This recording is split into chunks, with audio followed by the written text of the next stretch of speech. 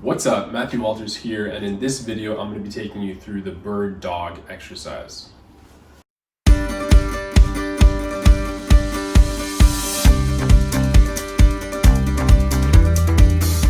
What's up, Matthew Walters here. If you don't know me already, I'm a health coach and I help people to build their health for the long term. In this video, I'm going to be breaking down every single step from a more beginner version of the bird dog up into a more advanced version of the bird dog. This is going to be a great exercise to help your back extensor muscles or any kind of posterior extensor muscles along that chain. It's going to be a great way to build stability and endurance to help stabilize the spine and help reduce low back pain. When doing this exercise, it's super important that you pay attention to the exact form. This is an exercise that's easily done wrong if you don't pay attention to the little details. Other than that, let's get into the exercise. All right, so where you're going to start first is by getting onto your hands and knees in this quadruped position. Right away, you want to make sure that your wrists are going to be below your shoulders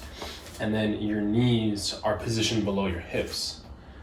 You don't want to be too far forward, too far back, and not have those joints stacked. That's going to just lead to more stress and strain. From this stable quadruped position, you're going to want to make sure that have enough of extension in your low back. One of the mistakes is to start this exercise with a little bit of flexion in the back and not creating enough of a natural curve and locking in that low back before actually starting this exercise. So once that's locked into place, you have a nice natural curve. You're gonna contract through the core, stiffen through the core, and you wanna press your hands down into the ground, even turn on the glutes and kind of spread those legs out if you can as well. Everything should be contracted and nice and stiff before you start this exercise. From here, you can start with lifting a hand off the ground, hold for 10 seconds, do the other side, or you can progress a little bit more with lifting the hand and then the opposite leg as well.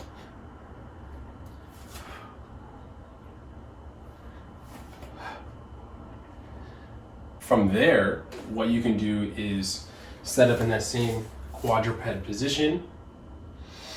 And now all you're gonna do is actually extend the arm and the leg outwards. So again, I would start with just the hands and separate the hands and the legs before moving on to doing them both at the same time. Nice extension in the back, press into the arm, stiffen through the core, and then lift.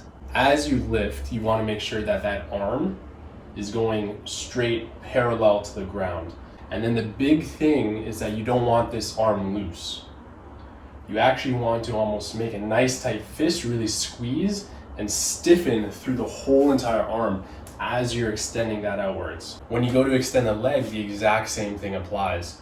Once the core is stiff, once the body is stiff, extend that leg outwards, parallel to the ground as well. What you don't want to happen is the leg to be loose and then flaring up towards the sky.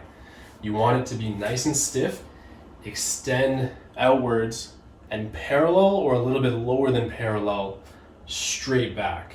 What happens is that that toe can point. So we actually want to bring that toe up, drive our heel back and get full hip extension and glute activation as we do this as well.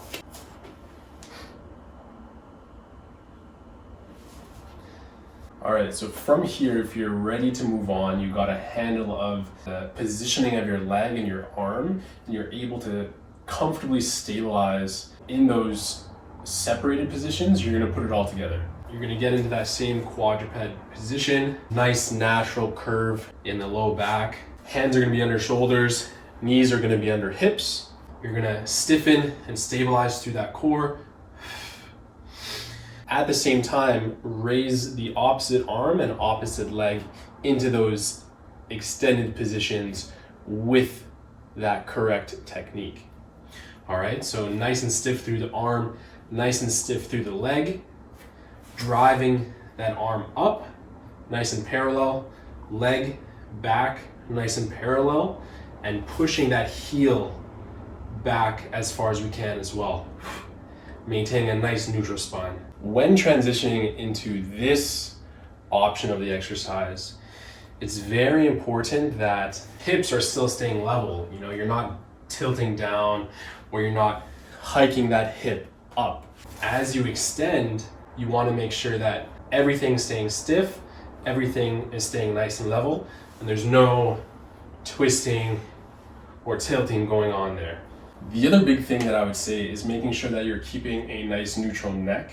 Sometimes we raise that arm up and the head can follow up with us, or we try to duck down to reach out farther. It's going to be very important that we're keeping that head nice and neutral, a little bit of a chin tuck as that arm is coming up and that leg is extending out back behind us.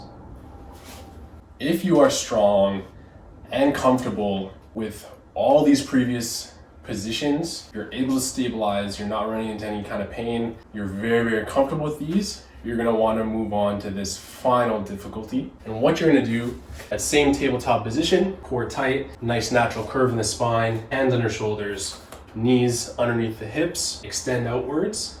And from here, you're gonna go into a dynamic exercise. So what you're gonna try and do is you're gonna try and draw boxes with your hand and boxes with your leg. You're gonna draw across, down, across, up. Across, down, across, up. All right, so that's the bird dog exercise.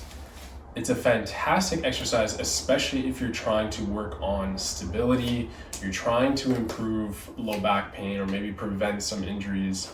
A lot of the times we overemphasize back strength and we don't have enough back endurance and stability. So this exercise is going to help with that. Aside from that, if you're doing this exercise, my one piece of advice is to focus on creating as much tension and taking this exercise as slow as possible. You don't want to rush through the progressions. You want to make sure that each rep is perfect form.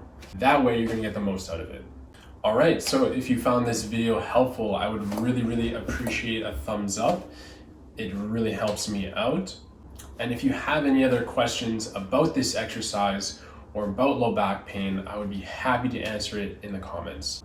If you are looking for a guide that puts this all together for you, lays it all out, gives you some background information on what these exercises are actually doing for you and how to do them properly, I have a free 28-day guide for you to download, and I'll leave a link in the description.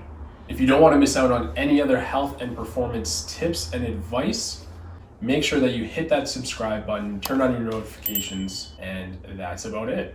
Thank you very much for watching. Peace.